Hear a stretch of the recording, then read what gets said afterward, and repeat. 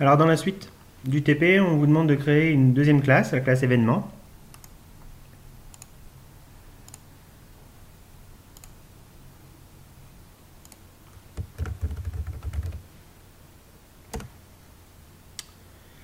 Donc cette classe va avoir deux attributs.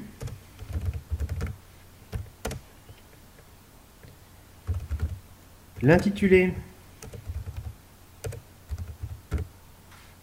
de l'événement et la date de l'événement. Alors pour pouvoir utiliser une date, il va falloir rajouter sa définition. D'accord, avec le include, il connaît la date, il va pouvoir générer une date. Alors on va commencer par un constructeur par défaut.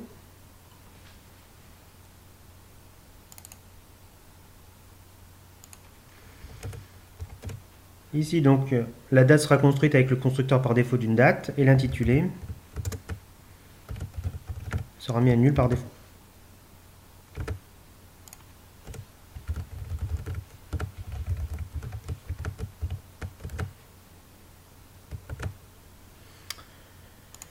On va également créer un deuxième constructeur qui reçoit en paramètre une date et un intitulé.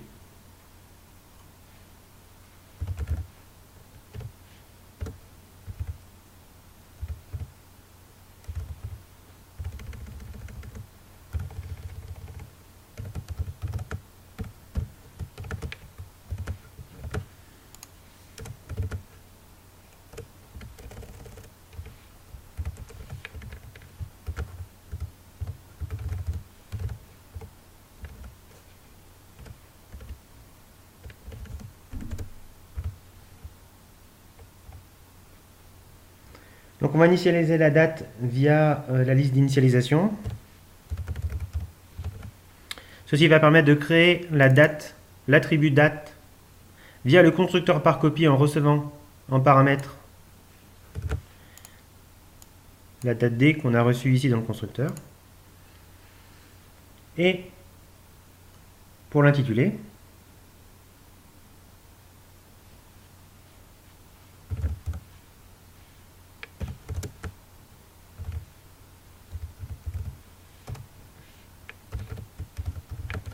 s'il est différent de nul, on va allouer notre intitulé et copier dedans celui qu'on a reçu.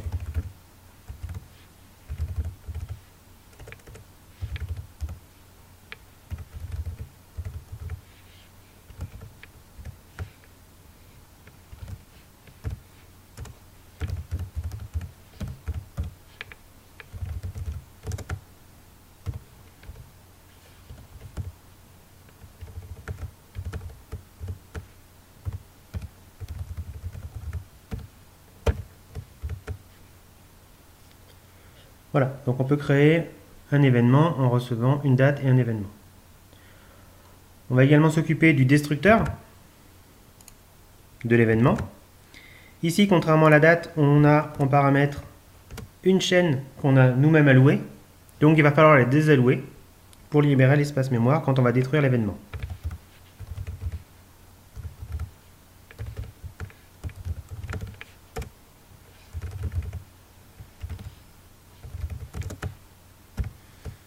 Donc si l'intitulé a été alloué, on le désalloue. Comme tout à l'heure, on va faire les accessoires et les mutateurs à nos attributs. Alors on va commencer par l'accesseur. Donc l'accesseur à la date, qui va nous renvoyer une date. Alors plusieurs choix, soit on renvoie une date. Donc dans ces cas-là, on va renvoyer une copie de la date de l'attribut date, puisqu'ici on renverra une copie. Soit je vais renvoyer une référence sur cette date-là, et je vais renvoyer un date et. Le seul souci de ceci, c'est qu'on a une contradiction. C'est-à-dire qu'on protège notre attribut date en le mettant en privé, mais via getDate, on y donne accès. On donne accès directement à l'attribut. Donc on pourrait modifier la date via le getDate.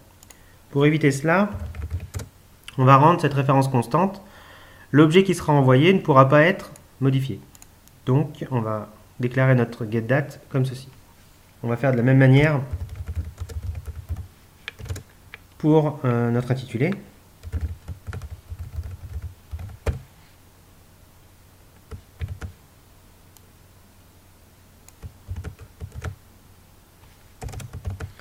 On va les déclarer ici. Les définir ici.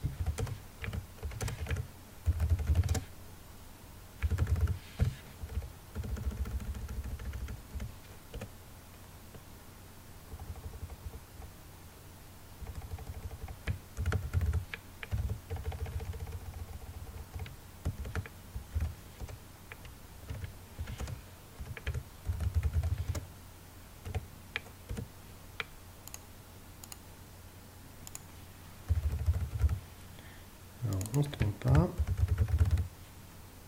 Les méthodes font partie de la classe événement et pas date. Donc voilà, on retourne la date et on retourne l'intitulé. Concernant les mutateurs, donc les sets,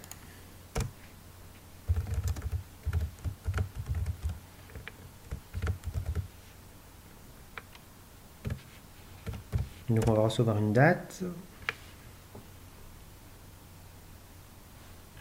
pour cette date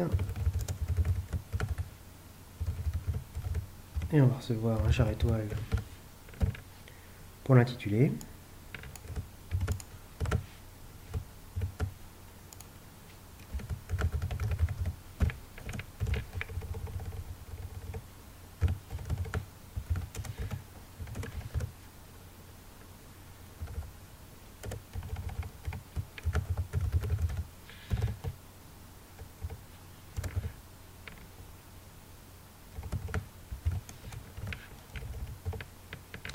Donc il faut fixer les attributs jour, mois et année de notre date, à nous, avec les attributs jour, mois et année de la date qu'on reçoit. Comme on n'a pas accès directement aux attributs, on est obligé de passer par ces accesseurs. On va faire un set jour, et on met quelle valeur? On met la valeur qu'on récupère dans D.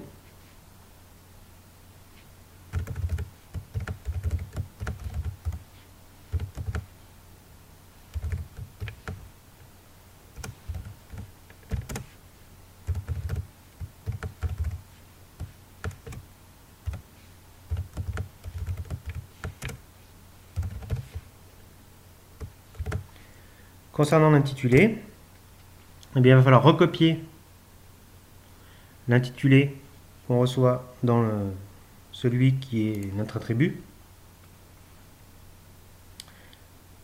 en pensant à libérer l'espace de l'intitulé courant s'il a été alloué.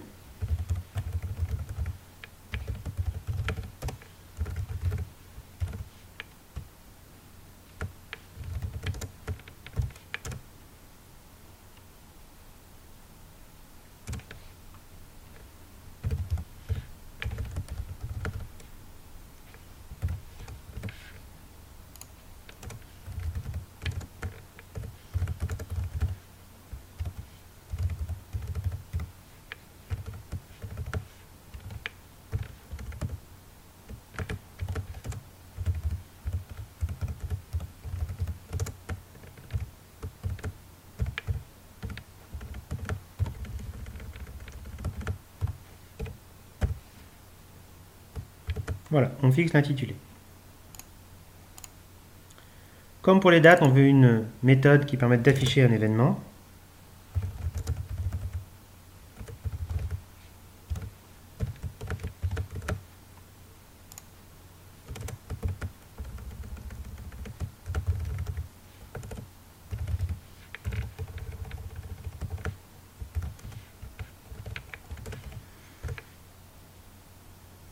Donc pour afficher un événement,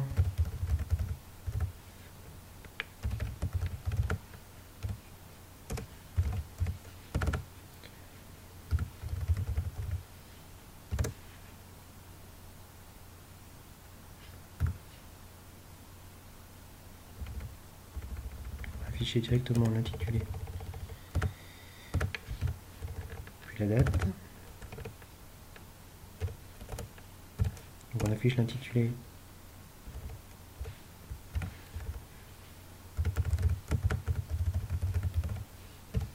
et la date.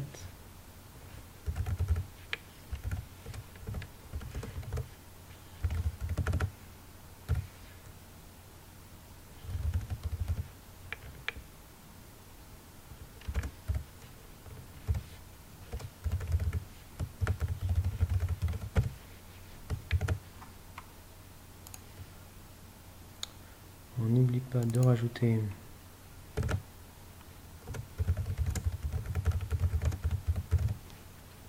ceci pour utiliser le cout et on a notre affichage.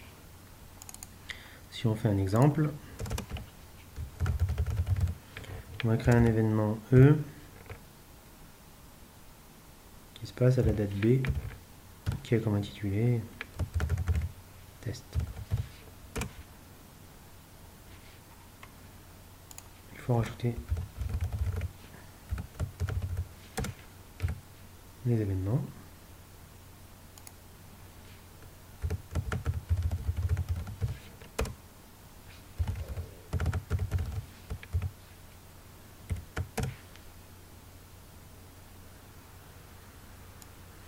On a donc bien le test le 21 février 2014.